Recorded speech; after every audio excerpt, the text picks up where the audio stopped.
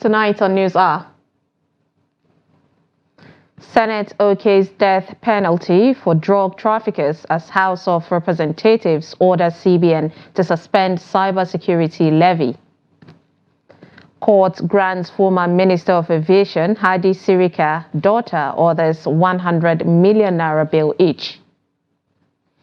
Protesters storm police headquarters, demand release of detained journalists.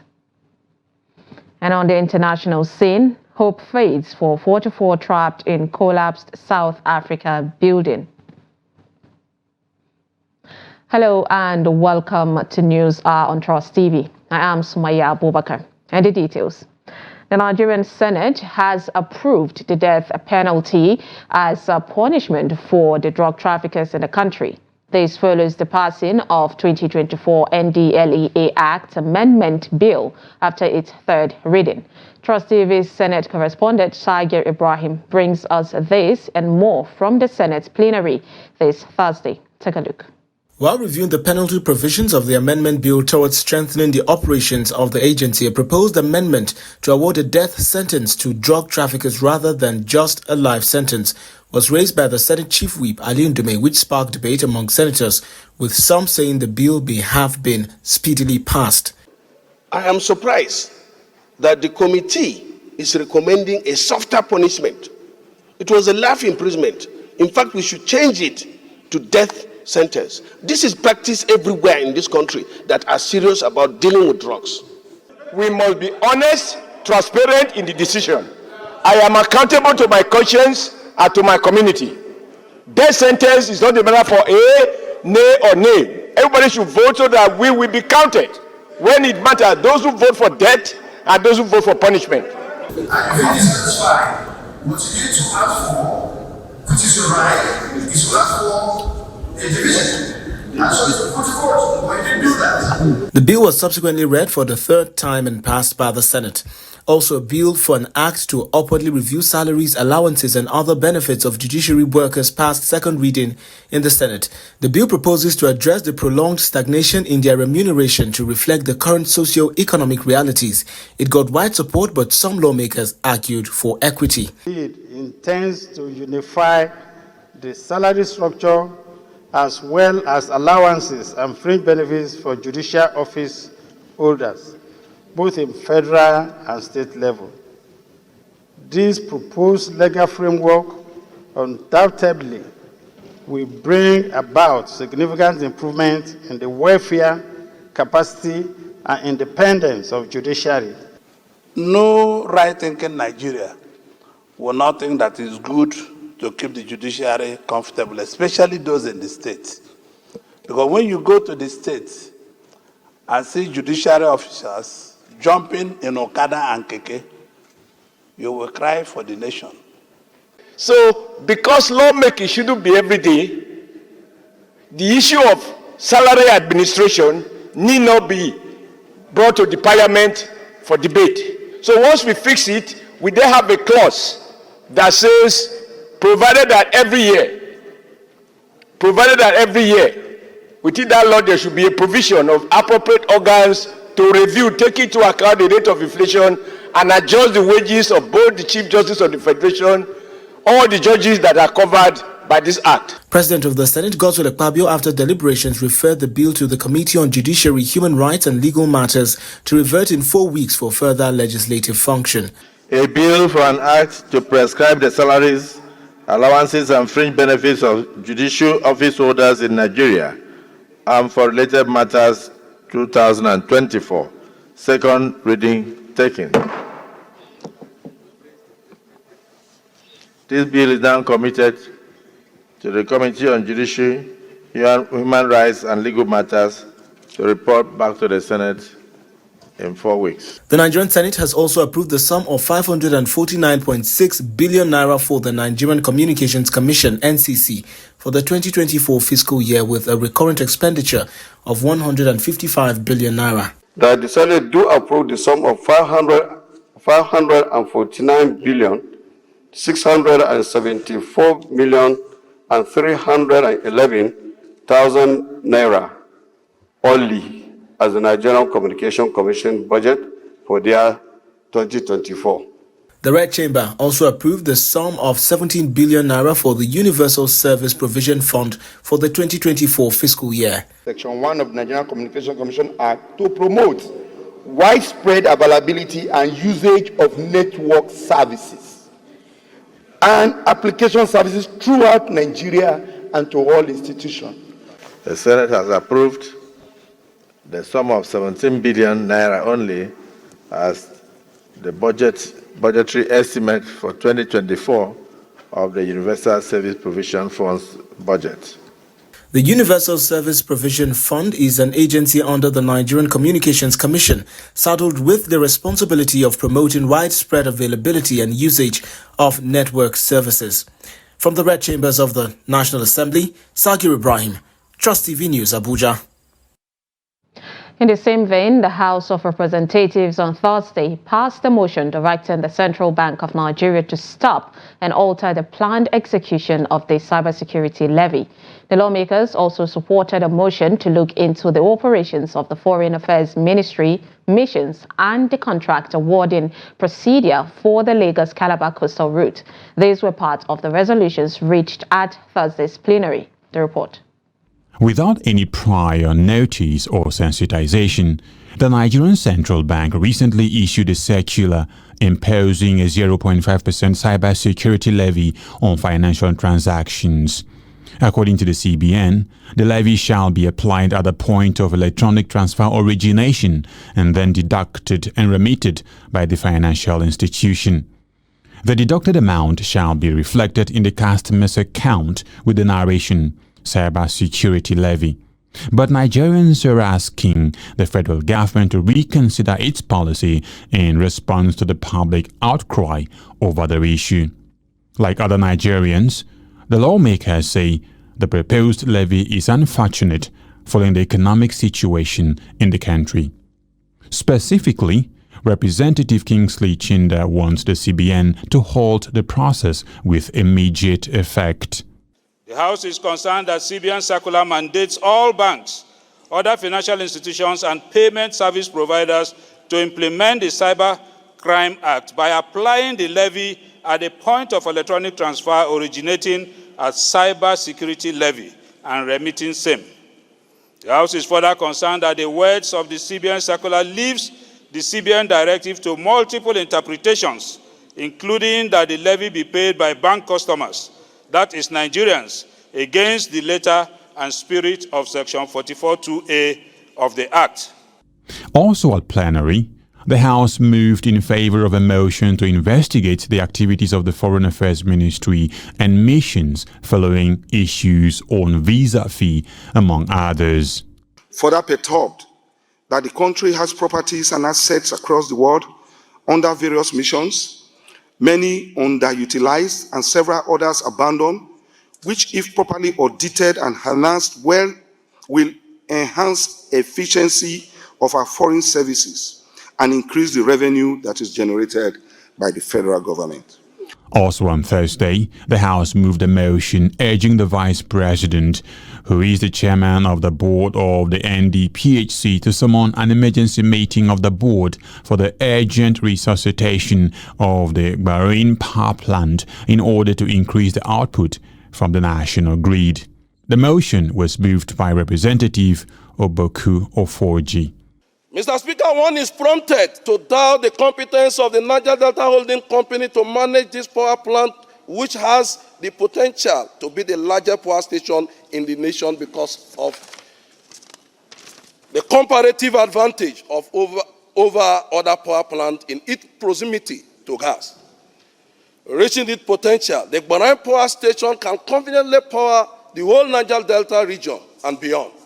At Thursday's plenary also, the lawmakers accused the federal government of not following due process in the award of contract for the Lagos-Calabar Highway.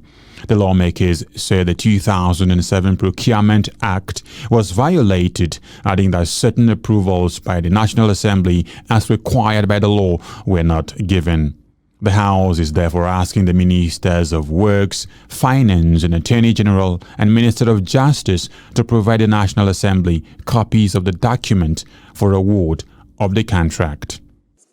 Section 22 3 states that a minister shall not guarantee an external loan unless the terms and conditions of the loan shall have been laid before the National Assembly and approved by each resolution. The guarantees issued to cover the debt financing component of this project do not have the approval of this National Assembly. The House therefore resolves to call on the Honorable Minister of Works, the Honorable Minister of Finance, and the Attorney General of the Federation and Minister of Justice to ensure that all guarantees and credit enhancement instruments of the Lagos-Calabar Road project are sent to the National Assembly for approval. The motion was referred to the Committee on Power for further legislative action. Meanwhile, plenary resumes next week, Tuesday. The Nigeria Economic Summit Group, NESG, has faulted the timing of the introduction of the 0.5% on cybersecurity levy on electronic transactions recently introduced by the Central Bank of Nigeria. In a statement on Thursday, NESG asked the federal government to reconsider the levy as Nigerians are currently groaning under multiple taxation and inflationary pressures.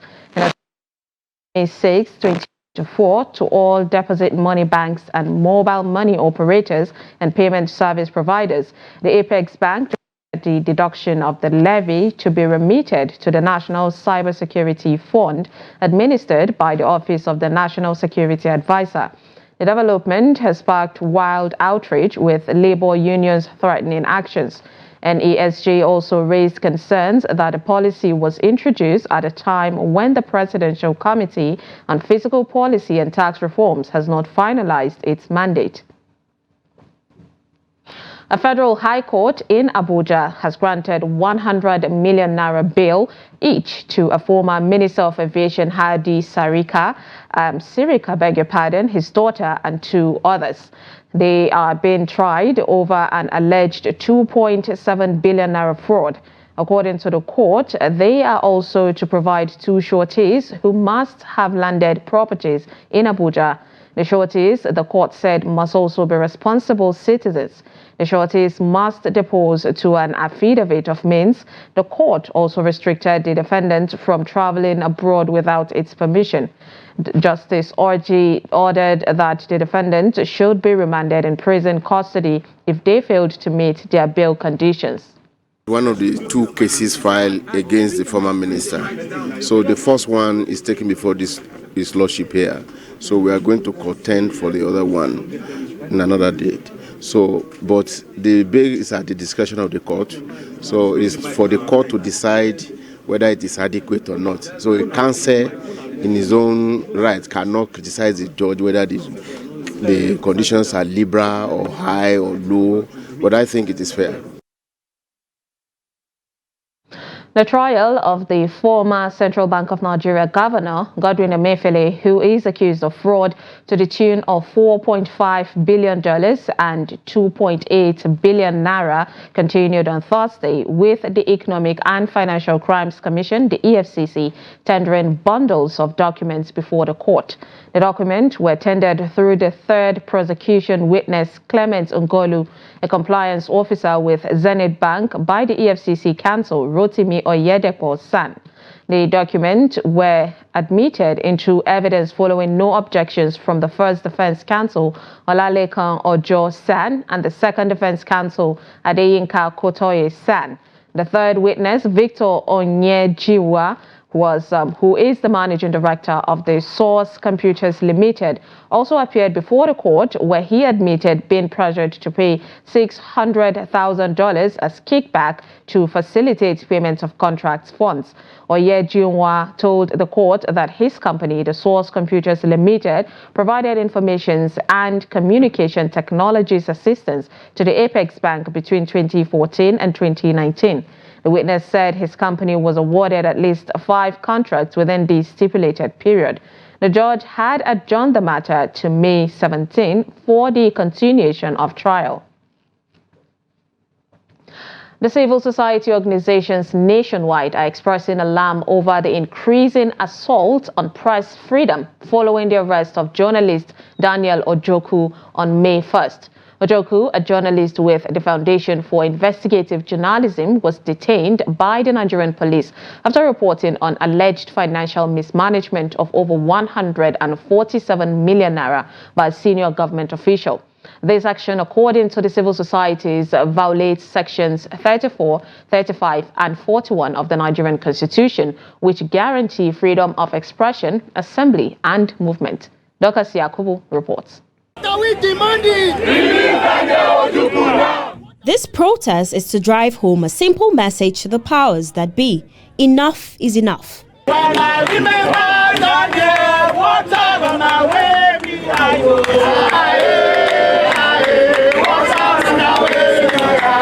The detention of Daniel Ojoku has incited outrage among civil society groups, journalists, and the Nigerian populace who deem it unlawful and a violation of press freedom. It is a very restricted situation in Nigeria. There is no freedom of the press. The press is being choked, and daily we see it. We see that the press is being strangulated. What Daniel Ojoku has done is to uncover corruption under the office of the Senior Special Assistant to the President on the SDGs, Mrs. Adejoke Orelokwe Adefudiri.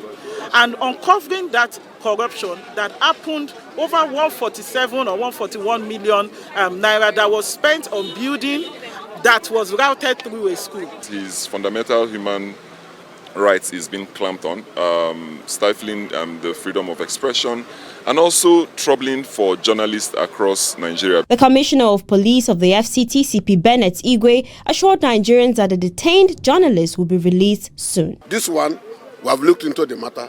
There's no need of this protest. The force management team has taken a lot of things into consideration to release him.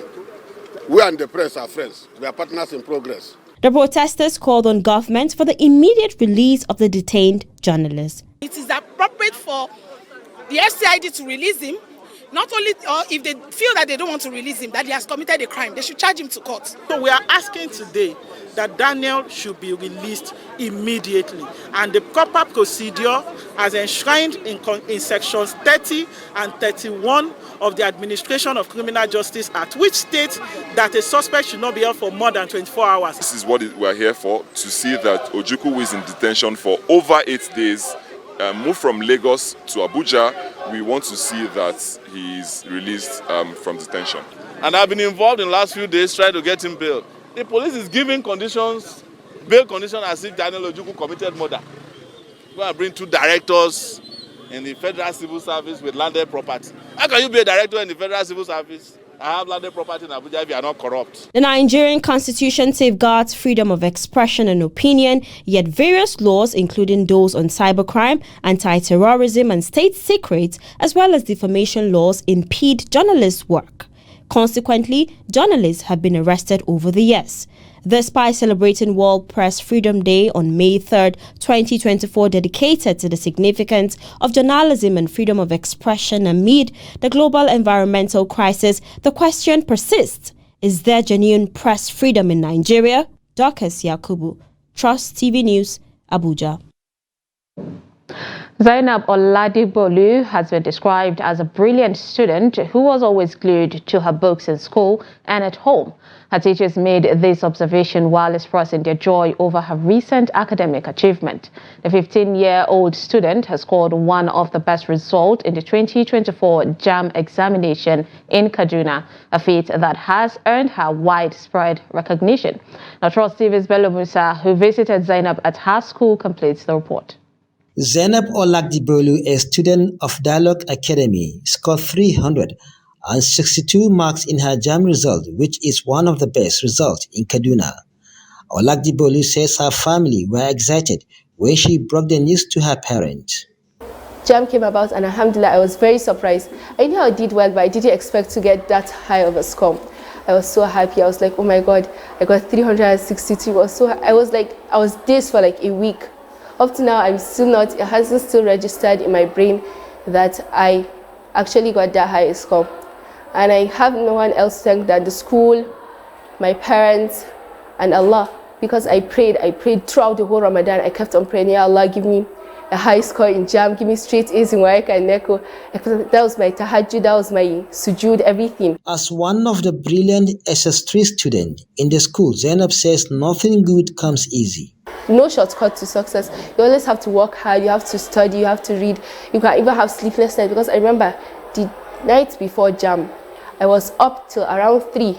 I was revising chemistry, reading physics, going through my formulas in math. It was very hectic. I was like, oh my God, I have JAM tomorrow, I have to read, I have to study. So there was no sleeping for me.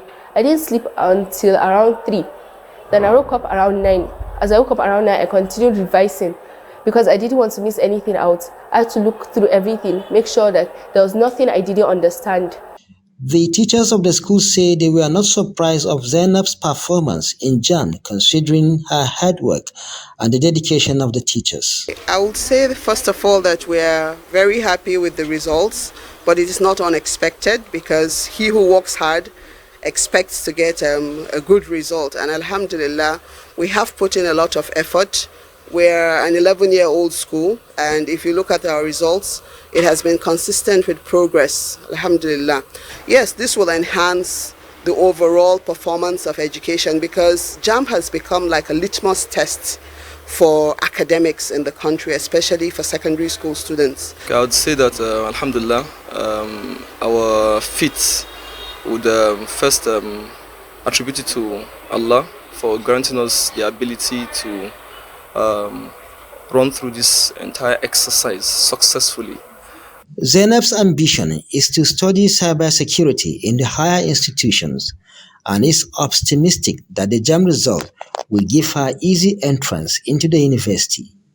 Bello Musa, Trust TV News, Kaduna. Still in Kaduna, the Nigerian police has inaugurated a school protection squad in Kaduna designed to secure the learning environment for children. The Inspector General of Police, Kayode Egbetokun, noted that the initiative is part of the government's action plan to ensure the protection of Nigerian education. The report. The federal government launched the Safe School Initiative in 2014 to ensure that school children affected by insecurity can continue their education without disruption. In 2019, the government ratified the Safe School Declaration, reinforcing Nigeria's commitment to the initiative's implementation. Due to the recent attacks on schools and the mass abduction of school children, the Nigerian police is establishing the School Protection Squad to provide a secure learning environment. As we embark on this journey, let us remember the importance of collaboration and unity in achieving our goals. Together with the support of our community stakeholders, we can overcome any challenge and create safer, more secure environment for our students, teachers and staff. The Assistant Inspector General of Police in charge of Zone 14, Yahya Abubakar, who conveyed the Inspector General's message, stated that the force will provide comprehensive training for the squad to boost its effectiveness. The squad is a specialized unit that is solely dedicated for the safety of students, teachers and school facilities in the country.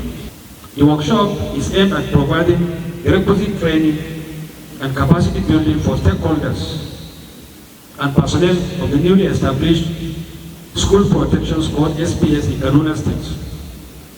This brings me to the duties of the Nigerian Police Force under the Safe School Initiative. Halima Ilya, the National Coordinator for Financing Safe School Initiative, reiterated the federal government's commitment to funding the initiative to enable it achieve predetermined goals. Well, when you look at the objectives of the plan, we intend to build security resilience host communities, training the locals and the youth of those communities. We intend to train them on security resilience. We intend to have them into the security architecture, because securities of schools today is not just the responsibility of government, it's our collective responsibility. The Kaduna State government also shared measures it has implemented to ensure school safety. To ensure that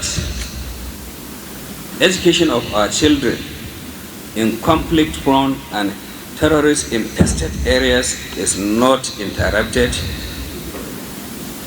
We have commenced the merging of 359 schools with those in safe locations. We are also implementing our Safe School program to strengthen the security in our primary and secondary schools. The Nigerian Police Force said it is committed to partnering with communities across the country to ensure the safety of school and build resilience against security threats. Bello Musa, Trust TV News, Kaduna. Justice Abdullahi Liman of the Federal High Court Kano has fixed May 28 for the hearing in the substantive application filed by the APC National Chairman Abdullahi Umar Ganduje, challenging his suspension from the party by factional ward executives led by one Basiru Isa. Ganduje was first suspended by APC Ganduje ward executives led by one Haladu Gwanjo on April 15. Another faction emerged and also announced suspension of Ganduje on April 20th. The secretary of the party in Kano, Zakari Sarina, said the suspension by the faction was another case of impersonation. Ganduje is seeking a declaration that his suspension from the party without giving him opportunity to defend himself amounts to violation of his fundamental right to fair hearing. He is also seeking a declaration that his suspension by the faction was unlawful, null and void. Counsel for the embattled APC chairman, Hadizas Nasser Ahmed, applied for the service on the respondents by substituted means, which the court granted. The Appeal Division of the Kano State High Court on Thursday ordered a service of hearing notice on Kano cleric Sheikh Abdul Jabbar Kabara, who was sentenced to death by hanging for blasphemy. The cleric and his counsel, Sadiq Yusuf, were absent in court when the case came up. The two-member appeal panel, led by Justice Nasser Saminu and Justice Aisha Mahmood, gave the order of service of hearing notice following application by the Kano State government. The panel also granted the respondent's application for extension of time and adjourned the matter until May 14 for hearing. Earlier at the resumed sitting, the State Counsel Bashir Saleh informed the court that the appellant and his counsel were not in court nor were they represented. Saleh moved two applicants for extension of time dated May 5th and filed counter affidavit attached with 7 paragraphs affidavit deposed by one Abdul Hadi Garko, urging the court to grant his application. You're watching News Hour on Trust TV. Coming up, University of Jos student decry negative impact of fuel scarcity on academic activities. This and more after the break. Stay with us. Welcome back and thank you for staying with us. If you're just joining us, this is News Hour on Trust TV. Here's a recap of our top stories. We brought you Senate OK's death penalty for drug traffickers as House of Representatives orders CBN to suspend cybersecurity levy. And court grants former Minister of Aviation Hadi Sirika daughter and others 100 million naira bail each. Moving on to more stories. The Speaker, House of Representatives, Tajuddin Abbas, has reiterated the dangerous effects of sport betting and gambling in the country, with many Nigerians as victims of its trend. Abbas, who was represented by the House Leader Julius Ihombere, stated this in his opening remarks at a public hearing held by the Committee on Intergovernmental Affairs. The report. In the ever-changing world advanced by digital innovations, people are on a daily basis engaging in highly risky games, such as sports betting or gambling, by staking their enormously treasured possessions, such as money, gold, houses, other possessions, hoping to make accidental gains and chancing to get them back in multiple folds. The chairman of the committee, Kanis Nwachukwu, said submissions of invited stakeholders would aid the committee's recommendations on the matter before the House. The leadership of the National Assembly, with all your contributions, will be considered at the end of the day. We'll have a clinical and a first-class report, which will be assembled so that it will help us to move Nigeria forward. The Director General of the National Lottery Commission, Lanrewaju Gbajabiamila, who was represented by the Director Licensing and Operation of the Commission, Obi Nyeremu, differs from the Speaker's position on the effects of gambling, stressing on the benefits. Gaming is the stock exchange for the poor, but we don't also encourage you to overdo it. Therefore, there are time limits to where you can play. You can't play early in the morning. You can't get an operator to play with. Most times it starts from around 3 to 7. By 7, 8, playing has stopped. Because you can't take it home, you are forced to go out to play. That is one of the things the lottery operators have done over the years. In another development, the Joint Committees on Environment, Petroleum Resources Upstream, Petroleum Resources Downstream, and Climate Change said the oil-producing communities in Nigeria have experienced environmental degradation and socio-economic marginalization due to decades of oil exploration and exploitation. According to the committees, the abundant natural resources should be a source of prosperity and development. The oil-producing communities in our nation have experienced environmental degradation and socio-economic marginalization as a result of decades of oil exploration and exploitation. The bountiful natural resources should have been a source of prosperity and development, but in the stead of prosperity, these communities have instead suffered from pollution, land degradation, loss of biodiversity, and deterioration of traditional livelihood that are inestimable and irreparable. The host communities have suffered from pollution, land degradation, loss of biodiversity, and deterioration of traditional livelihoods that are inestimable and irreparable.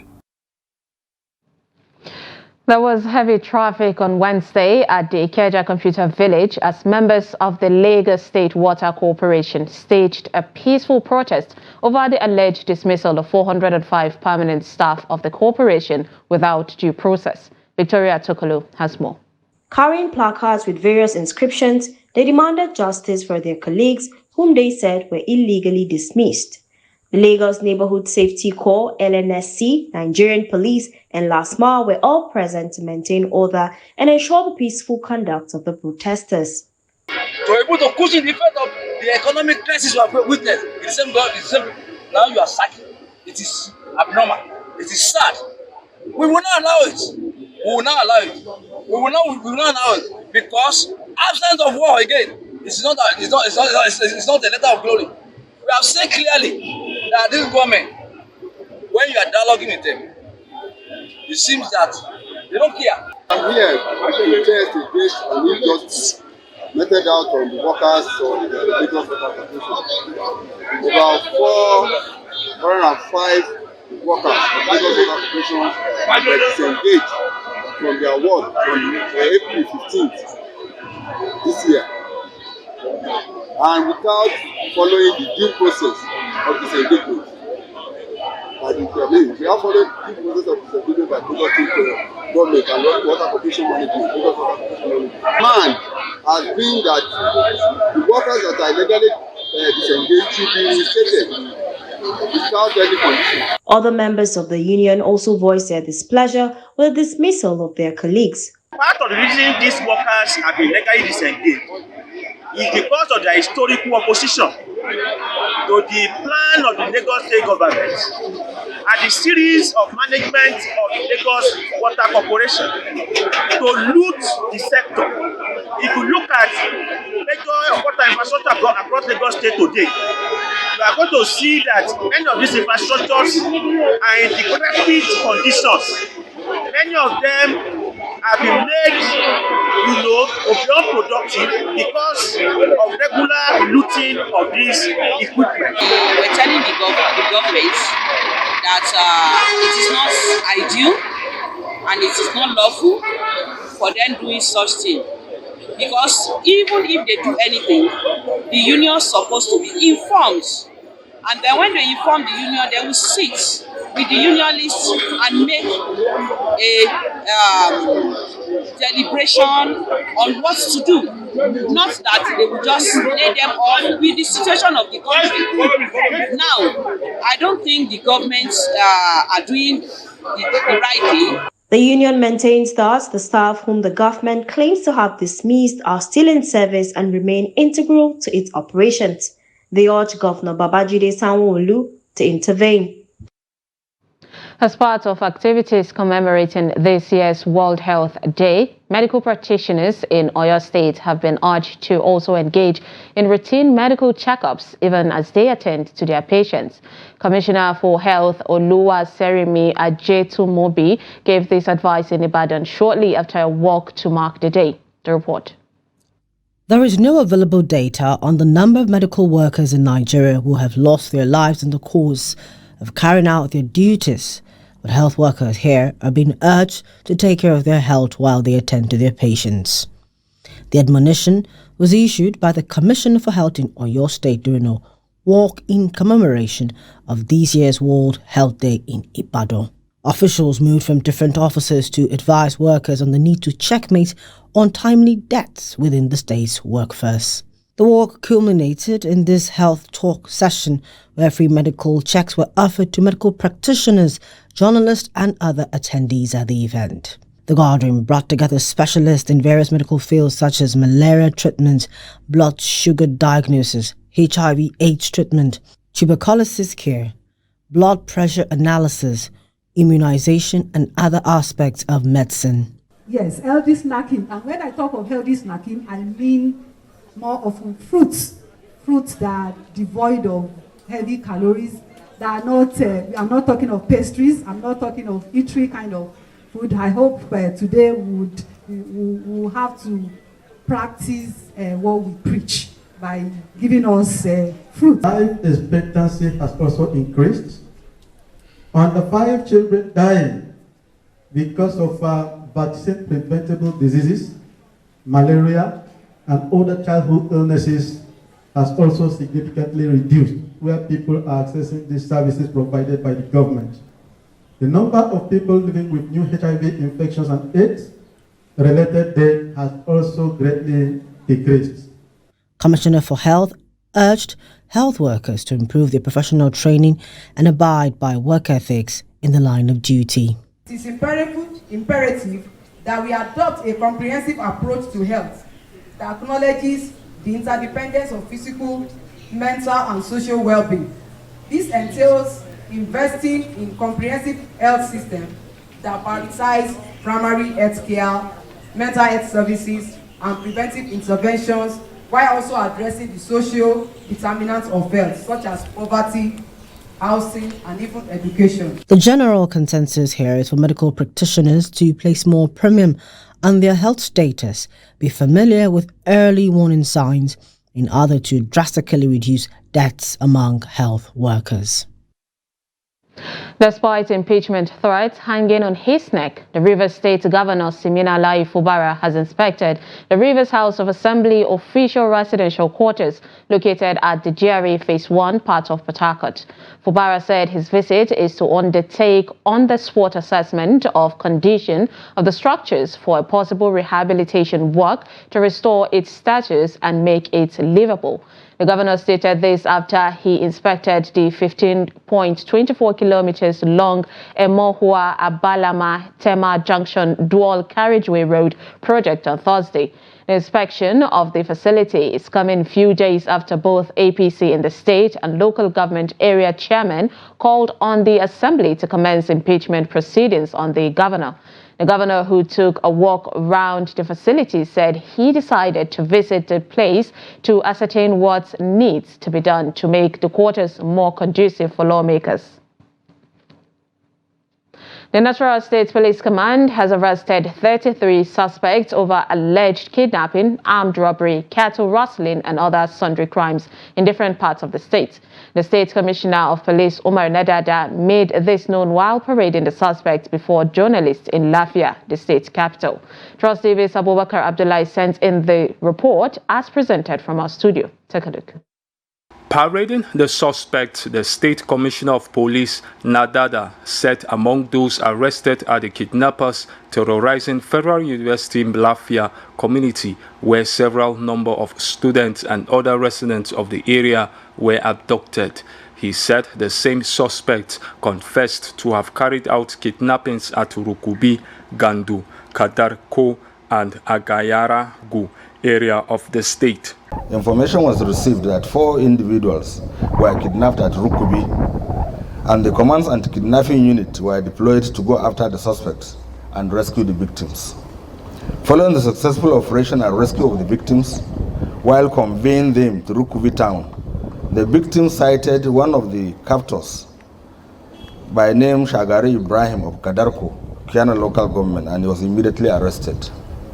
Often in interrogation, the suspect confessed to the commission of the crime and further claimed responsibility for the abduction of some students of Federal University of Lafia at Confidence Hotel, Makodi Road, Lafia. He stated that a raid by the command led to the arrest of suspected armed robbers and recovery of stolen items from the suspects. The suspected armed robbers attacking residents of Zamani Estate, Mararaba, local government area, and dispossessed them of mobile phones, ATM cards, and other valuables. Reacting to the ugly development, police operatives based on actionable intelligence discovered the hideout of the criminals and raided the place, where one Abubakar Ahmed of Kano State was arrested while others escaped. A thorough search led to the recovery of 2 cell phones and ATM cards belonging to the victims. The commissioner also said 5 rapists, 3 fake army personnel, and 2 fake staff of the Economic and Financial Crimes Commission were arrested. The command noted that arms and ammunition, vehicles, and 1.3 million naira cash were recovered from the suspects. The Commissioner of Police vowed that the fight against criminals is continuous, urging the public to sustain collaboration with security agencies to guarantee a safer and more secured Nasarawa and the country as a whole. One of the suspects, arrested for parading himself as a colonel in the Nigeria Army, however, claimed that he is not using it to carry out illegal activities. No, I'm the one imposing, sir. Imposing what? As a colonel, sir. And they call me as a nickname. Sir? They call it as a nickname to me, sir. Who called it as a nickname? That is where people call me as colonel. It's a nickname. Then what happened? I was arrested and they said I should identify myself to bring any identification as a colonel. Okay. When I was trying to explain things to the lieutenant colonel, the suspects are expected to face prosecution after investigations are concluded. In Plateau State, the students of the University of Jos have decried the negative impact of the current fuel scarcity across the country. According to the students, the situation has completely affected their transportation budget as well as academic activities. Ado Musa completes the report.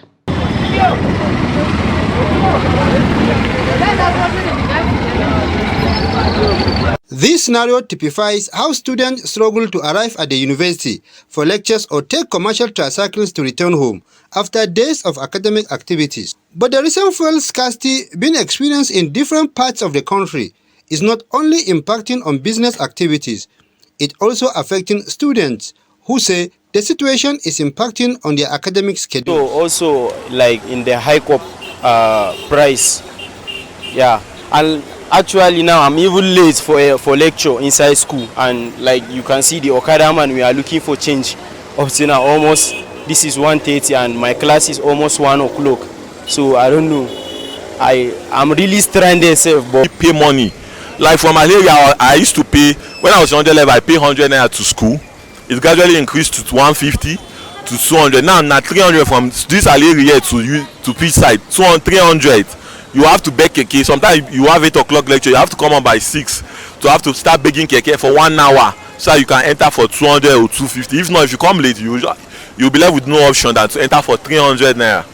And almost every day 300 times 6 days. It affects a number of things like my regularity in lectures, because it's when I have fuel to come for lectures that I'll be coming for lectures.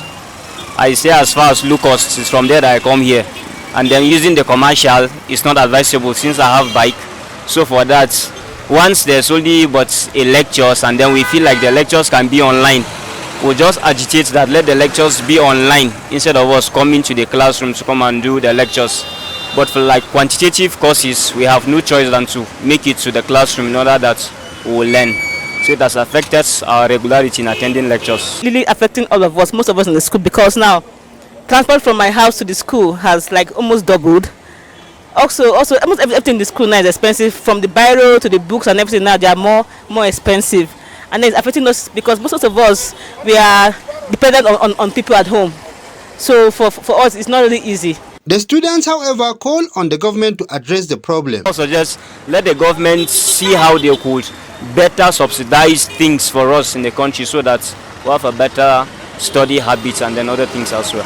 But this thing is really affecting us. If the government can come to our aid, seriously, as students will really appreciate it. The small the school is doing by all those buses here, because if you observe now, the bus is getting extra full because everybody wants to follow the bus because of the high cost of transport. Most of the students told Trust TV that the situation is forcing them to skip classes as a result of the strain on their lean resources. Ado Musa, Trust TV News, Jos. Let's join Yusuf Akogu for Business News Update.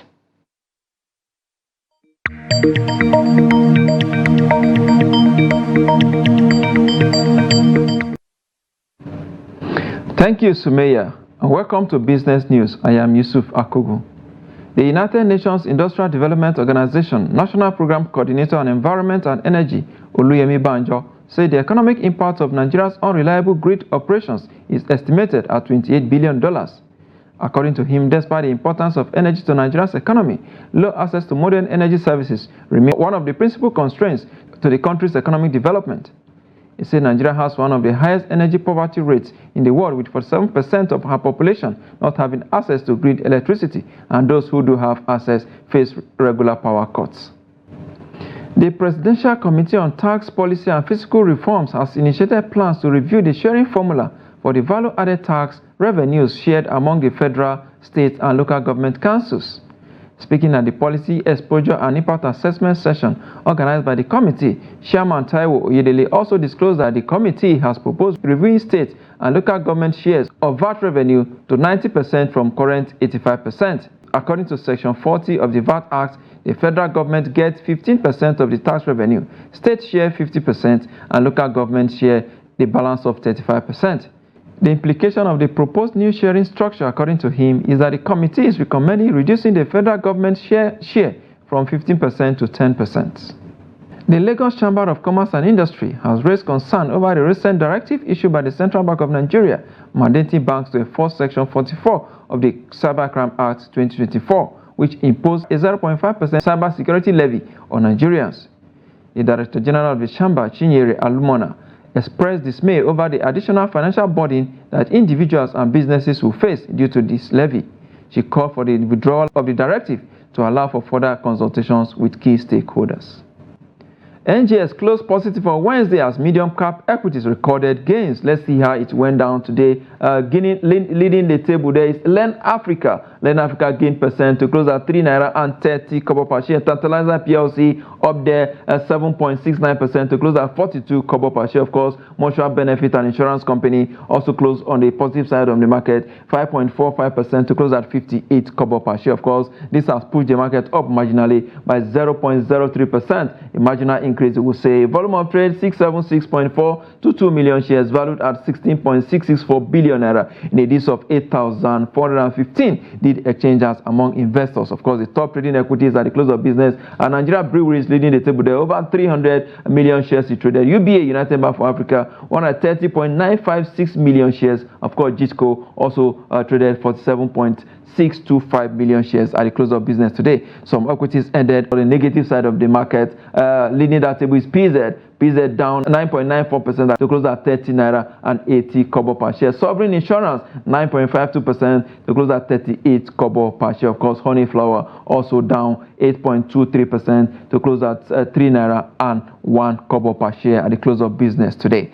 That's the highlight of the stock trading as it went down this Thursday on the floor of NGS. Let's see the global stock market and of course the exchange rate for today.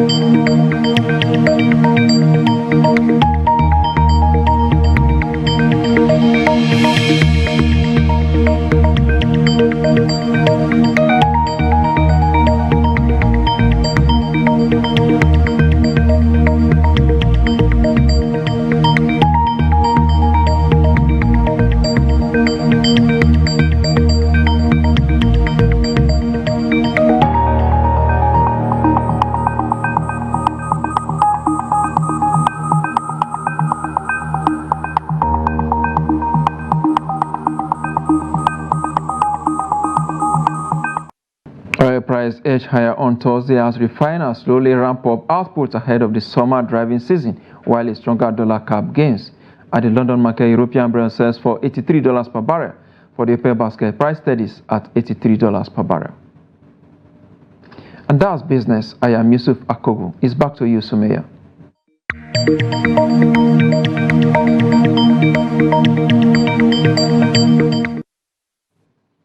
Thank you, Yusuf Akogo, for the update. Away from Nigeria, the relatives of 44 construction workers trapped under a collapsed building in the South African city of George faced a fourth day of anguish waiting on Thursday as heavy machinery worked at the site in a race against time to find any survivors.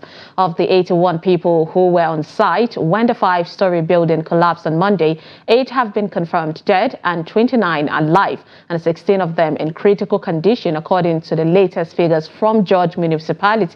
The identities of the missing have not been made public, but a list of names were circulating among groups of relatives who have congregated at the site since Monday, desperate for news of their loved ones. While the cause of the collapse is yet to be established, President Cyril Ramaphosa has called for an investigation into the incident. And now let's join Adeni Ajishafe for Sports News Update.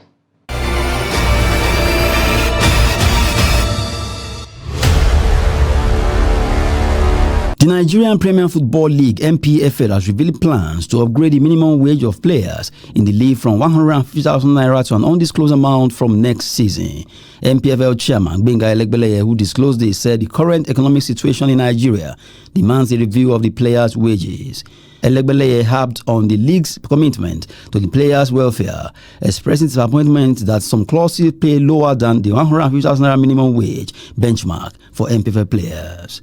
And still on football, the maiden edition of the President Bola Ahmed Tinubu National Under-18 Boys Peace Football Tournament has begun in Katsina.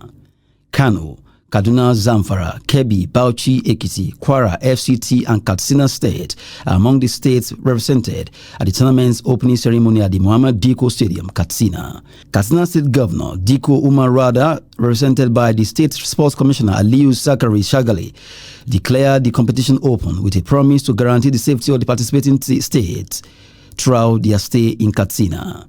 The governor stated that hosting the competition is a strategy for boosting sporting activities in the state. He thanked the Youth Sport Federation of Nigeria, Youth Fund, for organizing the competition, which he said allowed youth to showcase their sporting ability and talent. He encouraged all participating states to be polite and exhibit sportsmanship in order to achieve their goals. National Vice President of the Youth Sport Federation of Nigeria, Mustafa Alade, extended Gratitude to the Katsina State government for sponsoring and hosting the competition. That's Sport News. I'm Adeniyi Ajishafe.